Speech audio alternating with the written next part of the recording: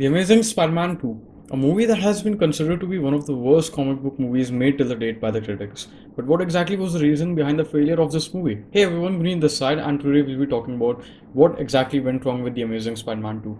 And before we start, I want to quickly let you know that The Amazing Spider-Teen is now on YouTube as well. Make sure to subscribe and visit our Instagram if you haven't already. So the first thing on our list is troubled production. The Amazing Spider-Man 2 underwent a kind of a troubled production, with the script receiving massive rewrites and making the movie serve as a prequel to a larger universe. The focus got shifted from what would have made The Amazing Spider-Man 2 a really good movie in the eyes of general audience and critics. Andrew Garfield had conflicts with the co-producer Matt Tolmach during the production, and the Marvel boss Kevin Feige interfered with the movie too. And we all know that Avi Arad was very much responsible for a lot of things that happened with the movie. The deleted scenes. A lot of important scenes were deleted from The Amazing Spider-Man 2 that would have added a lot more depth to the plot.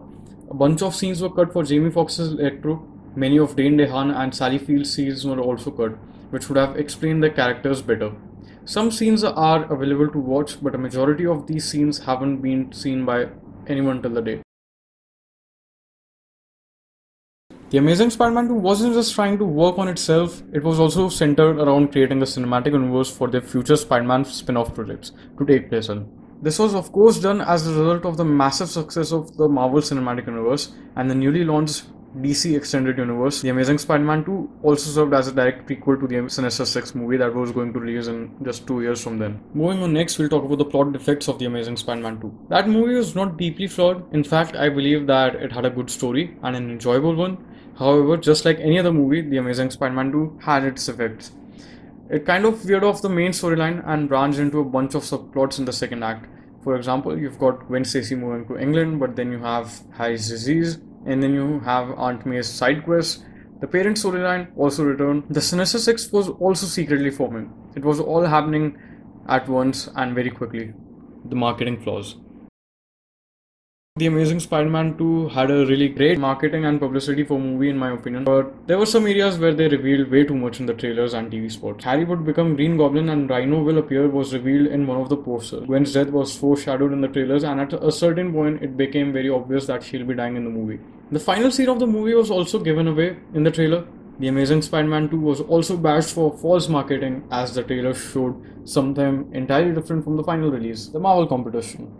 2014 was one of the biggest years for Marvel, as it witnessed the release of 4 big Marvel movies by Disney, Sony, and Fox. The Amazing Spider-Man 2 indeed had the potential to break the box office, but the fans preferred to watch the movies of well-established MCU.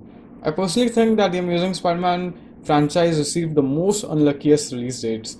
While the first one clashed with The Avengers and The Dark Knight Rises, the second one clashed with the likes of Guardians of the Galaxy Volume 1, Captain America Winter Soldier, and X-Men Days of Future Past. An ambitious future. Months before The Amazing Spider-Man 2 hit the theaters, Sony announced their future projects such as The Sinister Six, The Amazing Spider-Man 3 and 4, Venom, Venom 2, etc. They were hoping that The Amazing Spider-Man 2 would be enough to get the fans crave for more, but it didn't exactly play out right. We know that this movie laid the groundwork for future stories.